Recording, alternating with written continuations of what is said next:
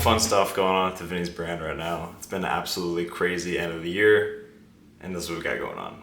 Our first big thing, we're doing a sponsorship for the December 13th Phoenix Marathon with Truly Blessed Jewels, and we've got some merch in. Let me show you what we got. All right, so this is what we're cooking with. We're sponsoring a couple men's and women's athletes. So we got tanks for the homies.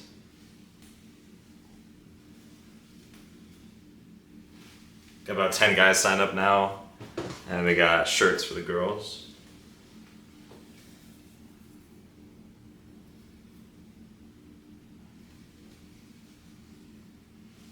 So if you're a runner in the Phoenix Marathon, December 13th, we're getting all our athletes fitted out with shirts, tanks, and shirts. And we're also doing shorts as well, optional, if you want to rock some shorts during the race. And we're just doing it for brand promotion. We're giving back to the people that follow us for a while, so everyone's getting a free merch piece. And we're doing it in collaboration with Truly Blessed Jewels. They're a jeweler here in town. They're awesome. And they promote a big piece of their jewelry, it being sweat-proof. And we're going to put that to the test. Another crazy thing we have going on is, ever since this past year we launched with about 10,000 cans, we sold through them all, and a big piece was the product. As you create a product, you're always trying to innovate it, and a tough thing is when you reach a crossroad between your previous product and what you want to do moving forward and having them financially align. When you first make a product, you just want to throw it out there and hope for the best. And sometimes it's not the best move to do that long term, because oftentimes we just want to throw it out and see what happens. You're not really thinking about optimization, efficiency, and the best thing to do. So you end up just making the best product you know how to do. And then as time progresses, you learn to understand that there's a better way to do it. And now there's a gap between what you know how to do, where you want to go, and then the people that can make it happen. So in the past couple months, I've been blessed to meet a couple awesome people, one of which is a longtime veteran kombucha formalist. He's worked with a lot of major brands throughout this past 10, 20 years of this kombucha craze throughout the United States. And he's a boss. He's been working on our product for about a month now, ever since we sent him samples. And we know what we're trying to create, and he's essentially helping us create it. We also brought on an amazing gentleman that's does operations all over the world for kombucha companies, and he's just joined our team this past week, which has been absolutely monumental from a product perspective. So now that we're building this product back end, we have these players that know what they're doing, that are very experienced, and then our in-house team is very marketing focused, and we're just focusing on creating local impact, creating local content, and just creating buzz around town. When you put a new product into the sphere, no one really knows about you, no one really cares about you, and you gotta show people why they should care. I see so many companies on social media nowadays that are like, it's so much AI, and everyone's just doing these reels to try to get attention, or doing AI ads, and there's not a lot of founder storytelling these days, which is kind of sad, honestly, because it's like, why are you even doing this? Like, what's your mission? Why are you even start?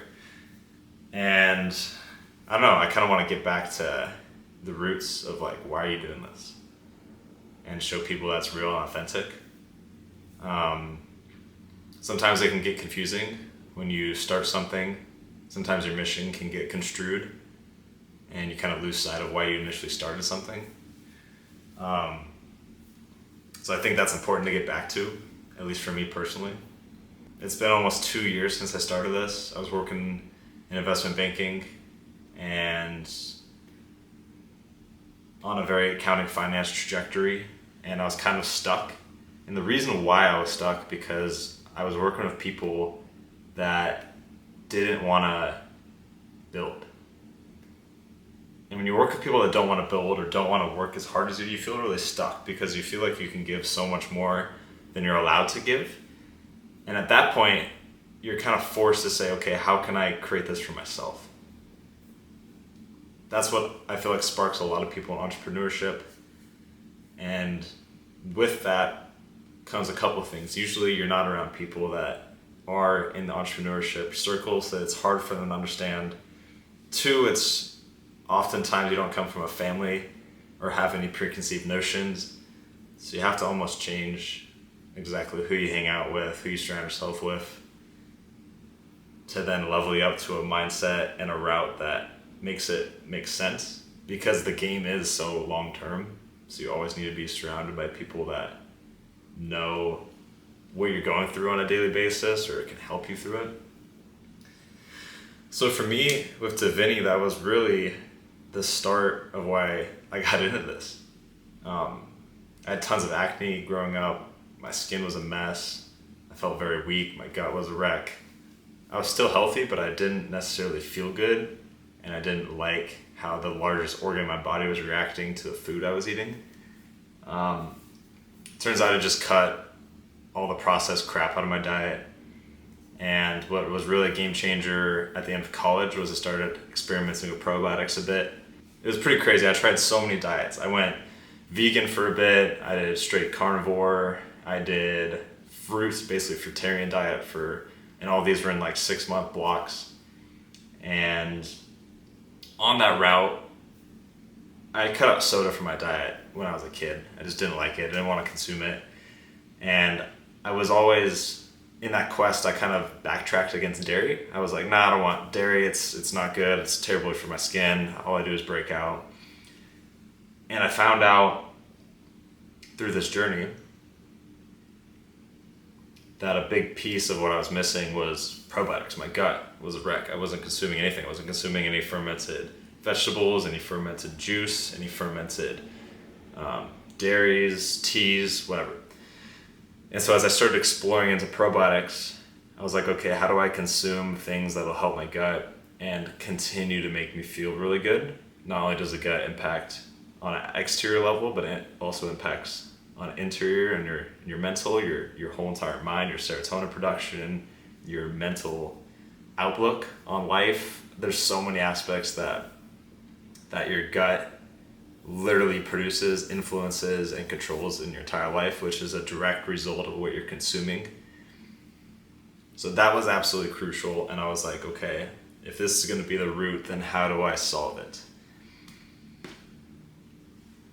Also, I do love things that taste good. I'm not like some weird health nut that like just downs. Okay, well, sometimes I do like apple cider vinegar and crazy stuff like that, but usually I like things that taste good. I'm Italian, I'm on brand, come on. So when I found this recipe of DIVINI, it was a fermented green tea with honey and fruits and herbs. It was so delicious, it was delightful, and I was so obsessed with brewing at the start. It was like a healthy soda. It truly was a healthy soda with like 4 ingredients, straight from the earth, no prebiotic bullshit, all the stuff that's pushed on, in beverages nowadays. It's like so random. Like this stuff was so good and it was so raw. And I started brewing it and I was like, okay, how do I have this replace all the BS in the world right now? And that's what started DIVINI. That's why I started it. What I've also been obsessed about recently and why we're getting into apparel and other things is because I think to substitute the culture that's built on unhealthy things in the past 40, 50 years, I think the next step is to build culture around healthy things in the next 40 to 50 years. And culture extends into everything, extends into what you wear, what you consume on television, what you see on social media, what you consume as far as food and beverage products, into pharma and medication. It's literally what the mass corporations do in their marketing budgets every year to make sure that you stay aligned with what they believe. Now, if you're gonna change an entire mindset on health from a consumption standpoint, then you have to make it mainstream from a cultural standpoint. And what so many companies have missed in this process is if you're gonna create healthier products, you also have to create a healthy and desirable culture that people want to not only consume your products, but be a part of your journey. That's really what I'm trying to solve. That's why if you followed our journey, if you're local, we haven't had drinks available really for sale in the past 2 months. We went so hard for like 9-10 months and just did every single event possible, gave drinks away, sold drinks at festivals, at yoga studios, at metal concerts, the craziest shit. And now is this hard shift in understanding that cultural change and trying to develop these other product lines while we build up the capital and the demand and the connections to be able to put the beverage in distribution channels. We've had an amazing introduction to Sprouts recently, and they were essentially just waiting for samples of our finished product line. We gave them the previous product. They really loved it. They loved our story. They're a local company in Phoenix, Arizona. And a main differentiation was now getting the final product line that they can place in their store so they know what the heck they're selling, like exactly. That goes back to working with our formulator and trying to develop our next gen product, which is obviously taking a little longer than usual. It always does, especially when you're trying to upgrade what was already working and then to align what's going to work financially moving forward and to get the product at a good cost where you're making plenty of margin to where you can then roll that cash into future production. You're not having to raise outside money all the time. You got to be able to sustain. That's like the number one way I see companies fail, is because they can't sustain what they've built. And they're just burning too much. And I've seen firsthand founders that have raised millions and millions and millions of dollars, and they've blown it all. Why? Because they had the capital to do so. And they market tested so hard that they spent so much money on a product that wasn't fit for success. And that's like the worst thing possible, because you get such an awesome opportunity to have access to money and you didn't look at it from a fundamental standpoint. You looked at it from, instead of sometimes when you're forced to act from lack, it's actually the best thing possible, because like you're forced to be so stingy on the things that actually matter. Like, remember, you're building a business. If you go into entrepreneurship, you're building a business, and businesses make money, and they have to make money to succeed and to sustain. If you aren't, then you're creating yourself a hobby. Like, it's just a job. That's a whole nother rant. But I think that's such like an important thing I've been really thinking about recently, which is like, if you're gonna get in business for yourself, like you have to create the systems that make it sustainable. And if it's not sustainable, then you're just gonna dig yourself into so much debt, and you're gonna get in a position where you're like, why the fuck did I even start? Like, disaster. You don't want that. You don't want that at all. So, all this to say is that we're working on our next product line. It's coming out in January. And that's what we're doing. Damn, I just fucked your thing up. I just went on a nice monologue.